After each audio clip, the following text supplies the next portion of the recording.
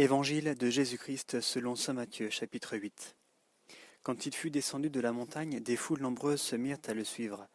Or, voici qu'un lépreux s'approcha et se prosterna devant lui en disant : « Seigneur, si tu le veux, tu peux me purifier. » Il étendit la main et le toucha, en disant : « Je le veux, sois purifié. » Et aussitôt sa lèpre fut purifiée. Et Jésus lui dit : « Garde-toi d'en parler à personne. Mais va te montrer aux prêtres et offre le don qu'a prescrit Moïse, ce leur sera une attestation. » Comme il était entré dans Capharnaüm, un centurion s'approcha de lui en le suppliant. « Seigneur, dit-il, mon enfant gît dans ma maison, atteint de paralysie et souffrant atrocement. » Il lui dit : « Je vais aller le guérir. »« Seigneur, reprit le centurion, je ne mérite pas que tu entres sous mon toit, mais dis seulement un mot et mon enfant sera guéri. Car moi, qui ne suis qu'un subalterne, j'ai sous moi des soldats, et je dis à l'un va, et il va, et à un autre viens, et il vient, et à mon serviteur fais ceci, et il le fait. » Entendant cela, Jésus fut dans l'admiration, et dit à ceux qui le suivaient : « En vérité, je vous le dis, chez personne je n'ai trouvé une telle foi en Israël. » Eh bien, je vous dis que beaucoup viendront du levant et du couchant prendre place au festin avec Abraham, Isaac et Jacob dans le royaume des cieux, tandis que les fils du royaume seront jetés dans les ténèbres extérieures. Là seront les pleurs et les grincements de dents. Puis il dit au centurion : « Va, qu'il t'advienne selon ta foi. » Et l'enfant fut guéri sur l'heure. Étant venu dans la maison de Pierre, Jésus vit sa belle-mère alitée avec la fièvre. Il lui toucha la main, la fièvre la quitta, elle se leva et elle le servait. Le soir venu, on lui présenta beaucoup de démoniaques.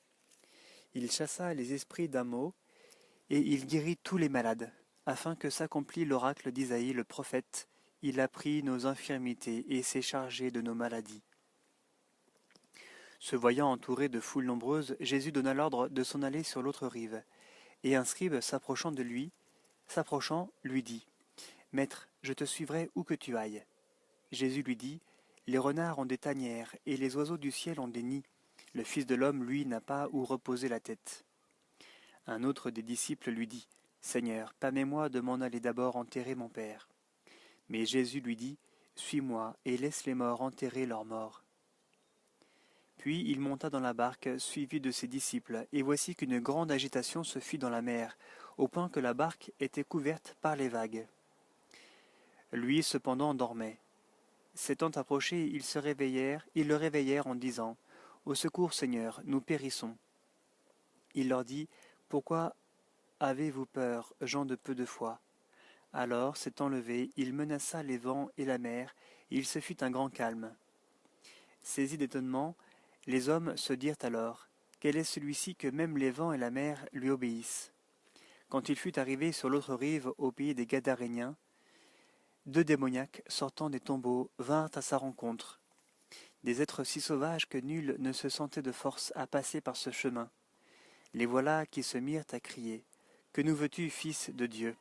Es-tu venu ici pour nous tourmenter avant le temps ? » Or, il y avait à une certaine distance un gros troupeau de porcs en train de paître. Et les démons suppliaient Jésus : « Si tu nous expulses, envoie-nous dans ce troupeau de porcs. » « Allez, leur dit-il. » Sortant alors, ils s'en allèrent dans les porcs, et voilà que tout le troupeau se précipita du haut de l'escarpement dans la mer et périt dans les eaux. Les gardiens prirent la fuite et s'enfurent à la ville, tout rapportés, avec l'affaire des démoniaques. Et voilà que toute la ville sortit au-devant de Jésus, et dès qu'ils le virent, ils le prièrent de quitter leur territoire.